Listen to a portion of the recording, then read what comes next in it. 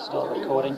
Okay. And if I just nod, it's because I don't want to interrupt what you're saying with my voice on the recording. Yeah, okay, yeah. So, what have you found anything interesting here today? Anything you've learned new that you didn't know? Not particularly. I found the people in the room talking about the food resilience. That was interesting. But no, basically I find it all very... frustrating, because it's just more words on boards and nothing really is happening again. Okay, yeah. So do you feel this kind of consultation is a waste of time? I think it's just more... We don't need consultations. I mean, if it's a climate emergency, surely something should be done. I mean, a climate emergency was called over a year ago now, and for me, myself, there's so many simple things that can be done. And putting words on boards, okay, it could help, but what about just asking building companies to put solar water heating on all of their new builds?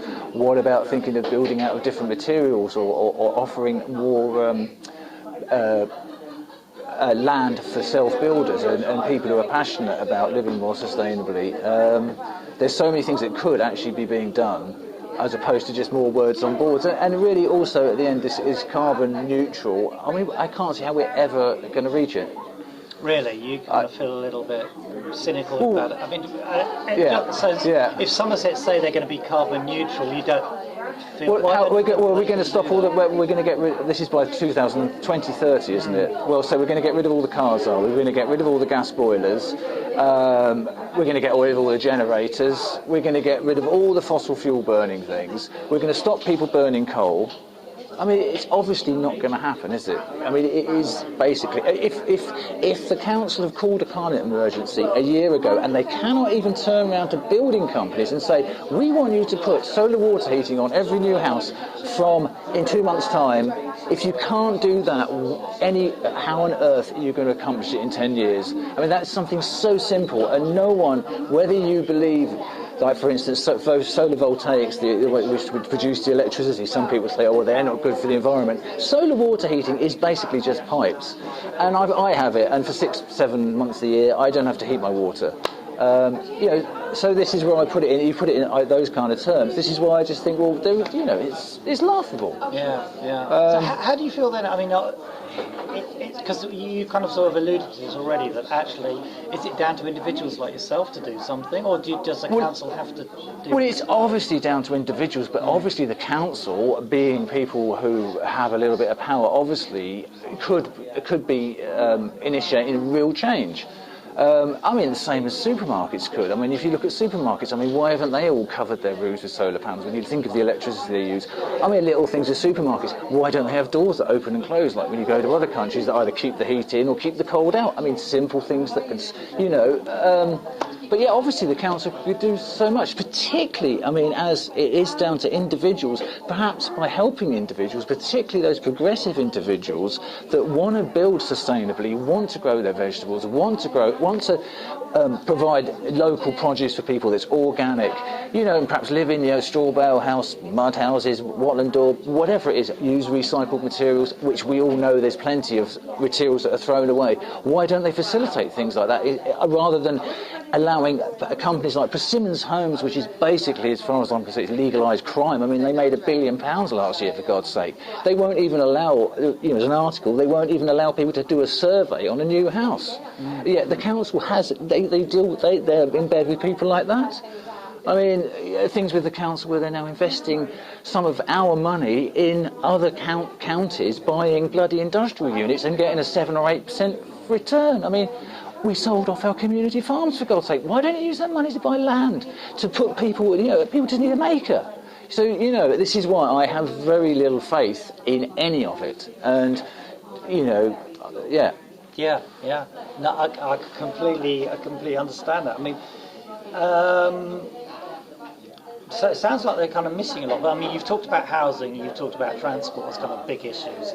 Is there anything else you think that the council? I mean, let's assume that the council councils really actually were prepared to do something. Aside from the housing regulations and planning regulations, strikes me as a kind of an easy win. Is there anything else you think that could? Transport is a bit of an issue. What would you? Transport is obviously a really big issue. I mean, and this is the other thing when you look at. I mean, I live near Langport. You look at the houses being built around there in Somerton. I mean, has no one ever thought like, well, maybe we should put an integrated transport system in because. Where there's 100, I think it's 90 houses in Langport just been built, a further 90, even though we'd already met our infrastructure target, which is Simmons Home building these. But these people aren't obviously going to work in Langport, are they? I mean, there are. I mean, I know pretty all the jobs that they aren't. So they're all going to jump in a car. Well, why are we not having some kind of, I don't know, like it sounds future, an overground tram system, I don't know, something, or some kind of monorail, or I don't know, even cycleways. I mean, you can't cycle between Langport and Somerton without risking your life. I mean, we seem to, compulsory purchase a little strip of land by the side of a farmer's field.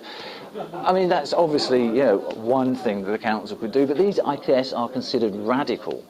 I mean, it's not radical, it's logical and it's sensible.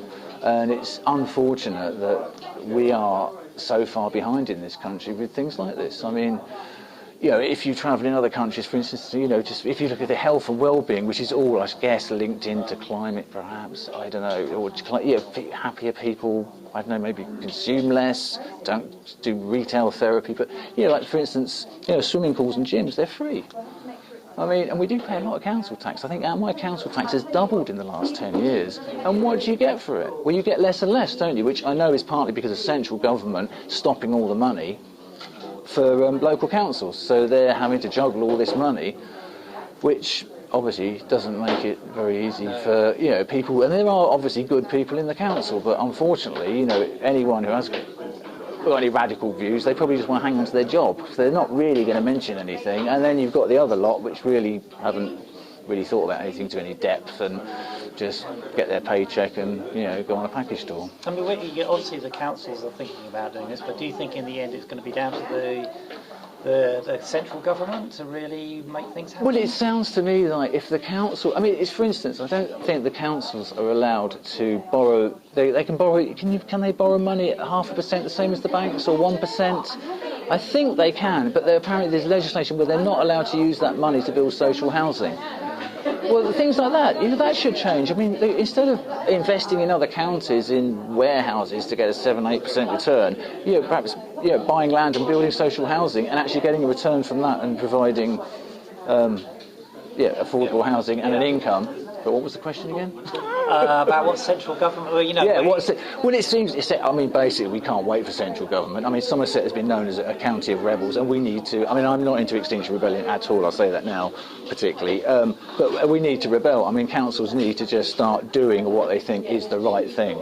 You've got to think about what would your ancestors say? What would your granddad say about the situation we're in now? And, think about your job and what position you've got and what change you could be initiating. But that takes solidarity between people, and I think that's probably the only way, because waiting for central government, I thought, is you're going to be waiting forever, aren't you? Why did you say you're not into Extinction Rebellion and what they're doing? Because it sounds like your thoughts are aligned with them quite closely. Yeah, I do, but I just, I don't really... I think it's quite good what they've done, but I'm just not a fan. I personally see them as kind of doom-mongering, sort of, alarmists that are,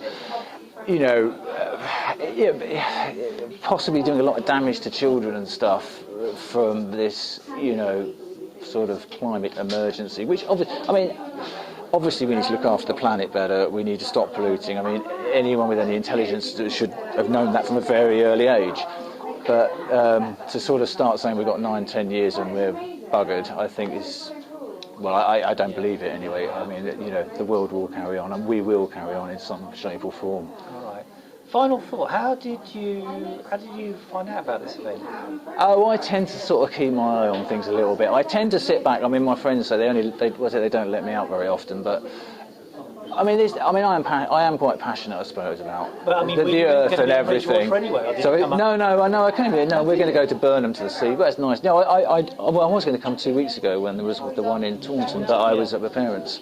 But No, I mean, because it is important what the council's trying to do, and the fact that we need to live more harmoniously. And I do live off grid. I've lived off grid for 25 years. I mean, I live in a non-load bearing straw bale house. I've built other things out of recycled material. So I guess I'm kind of ahead in my time in a way, but I've just done it because that was. I mean, I like the independence as much as anything. But I suppose I am concerned, and also I just think. I'm in a lucky position where I have time to actually sort of research things a little bit. I'm not bogged down with work. I'm my own man, so I'm in a privileged position in a way. So I kind of think it's only right for me occasionally to come out and sort of poke the fire, or give someone a little nudge in a direction and have some kind of input and sort of, I don't know, communication, and maybe something will come out of it, because which it does. I've met some, from sort of occasionally getting involved in things, I've met some great people from all walks of life, and it's if you don't go out, you don't sort of, nothing happens, does it? All right, brilliant. Well, thanks so much for